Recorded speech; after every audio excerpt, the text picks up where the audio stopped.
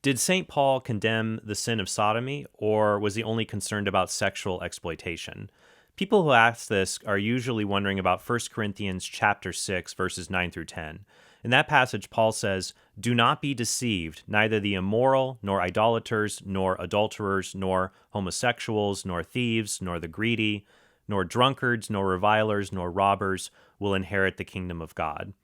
In order to understand this passage and to refute the claim that Paul is only concerned about raping underage boys and that he had no concern about relationships between same sex couples who are adults, in order to answer that kind of claim, we need to look at the Greek behind this passage.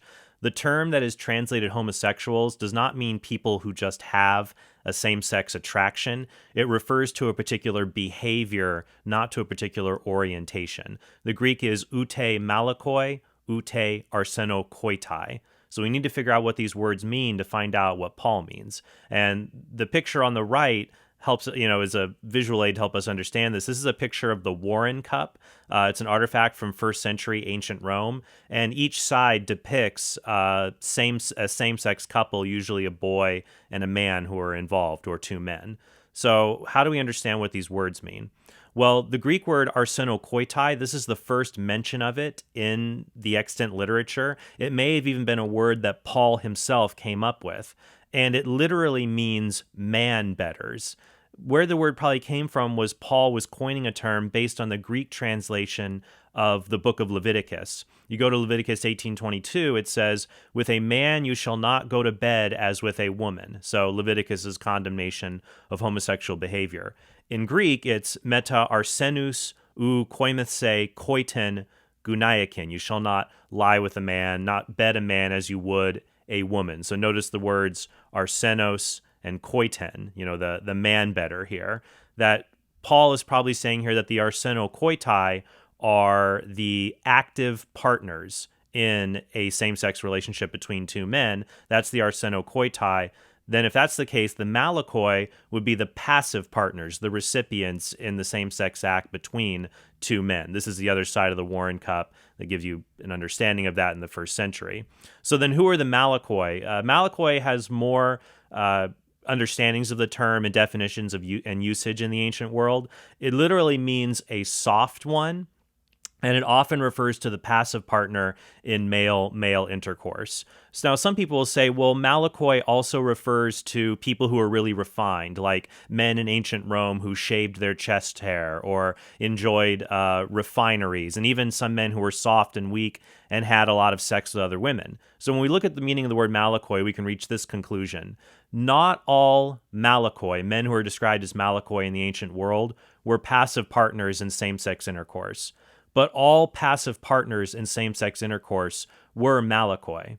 Also, if the objection is, well, the malakoi, that can just refer to someone who's soft and who's refined. Okay, so are you saying that Paul is saying someone who likes silk robes or shaving their chest hair cannot inherit the kingdom of God? Other people will say, well, these words, Paul is just condemning pederasty, the rape of underage boys. He's condemning the arsenokoitai for raping the malakoi. But if that's the case, why do both the arsenokoitai and the malakoi not inherit the kingdom of God? If Paul was condemning sexual exploitation of minors or rape, this alternative interpretation, Paul is saying that a rape victim, the malakoi, will not inherit the kingdom of God as well, which doesn't make sense. What makes more sense would be to say that the arsenokoitai and the malakoi in this passage refer to the active and passive partners in same-sex intercourse. And also, if you go through the passage, you'll see many of the sins are linked. So idolatry and adultery often go together. Homosexuality is the arsenokoitai and the malakoi. The two words are linked. People are thieves because they're greedy.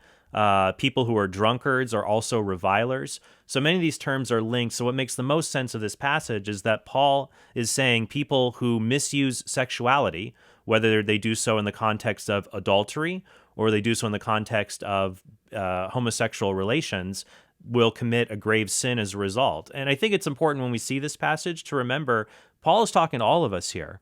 How many of us have thought about stealing, maybe lying or cheating on our taxes?